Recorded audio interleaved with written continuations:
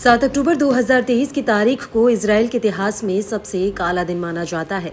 इस दिन इजराइल पर हमास के कब्जे वाले गाजा से हजारों की संख्या में हवाई और जमीनी हमले हुए थे।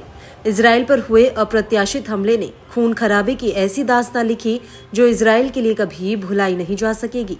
दावा है कि हमास के इस हमले से इजराइल को बहुत बड़ा झटका लगा था। इस दौरान करीब 1200 से ज्यादा इजरायली मारे गए थे, जबकि उससे कई अधिक लोग बुरी तरह घायल हुए। सबसे भयावह तो उनके साथ हुआ जिन्हें हमास लड़ाके बंधक बनाकर अपने साथ ले गए।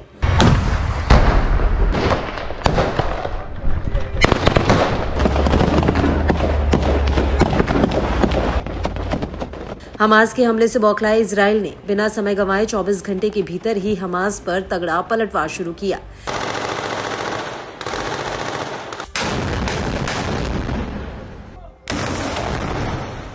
इजरायली पीएम ने हमास का सफाया करने की कसम खाते हुए गाजा में इजरायली सेना को उतार दिया। इसके बाद इजरायली सेना ने गाजा में जमीन और हवा से हमास लड़ाकों पर जोरदार वार किया। इजरायल के गाजा ऑपरेशन के शुरुआती फेज में हमास लड़ाके एक एक कर ढेर होते गए। इस दौरान बड़ी संख्या में गाजा के लोग अपना घर छोड़ने को मजबूर हुए। गाजा में अब ऐसा कोई कोना नहीं बच पाया है जहां इजरायली हमलों की छाप नहीं देखी जा सकती।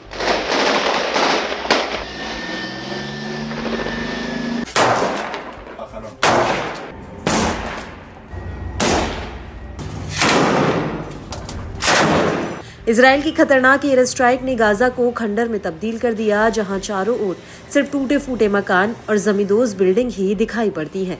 इजरायली सेना यही नहीं रुकी। हमास का सफाया करने के अपने मकसद को पूरा करने के लिए लड़ाकों की लाइफलाइन टनल्स को तबाह करना शुरू किया।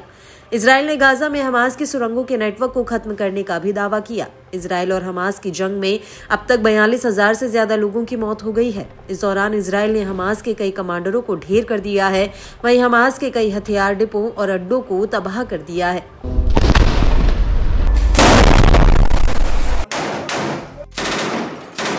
इस एक साल में जंग सिर्फ गाजा के इर्द गिर्द ही नहीं घूमती रही। इस युद्ध में उसके आसपास के देश भी बुरी तरह चपेटे में आए।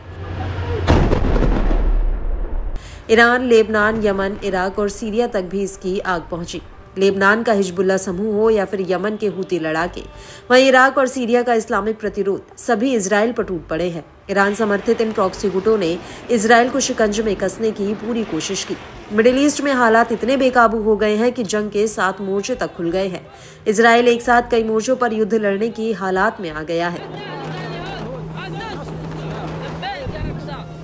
जुलाई 2024 में जहां हमास के पॉलिटिकल ब्यूरो चीफ के ईरान में संदिग्ध हमले में मौत ने समूह को बड़ा झटका दिया, बावजूद इसके हमास का इजराइल के साथ गाजा में भीषण संघर्ष जारी है। इजरायली सेना ने बताया कि इस जंग में अब तक उसने करीब 700 से ज्यादा सैनिक गंवा दिए। वहीं 380 सैनिक 7 अक्टूबर को मारे गए थे, जबकि उसके बाद 346 सैनिकों की मौत गाजा में लड़ते हुए हो गई। इनके अलावा 4756 इजरायली सैनिक घायल हुए हैं। दुर्घटनाओं में घायल 56 सैनिकों की भी मौत हुई है।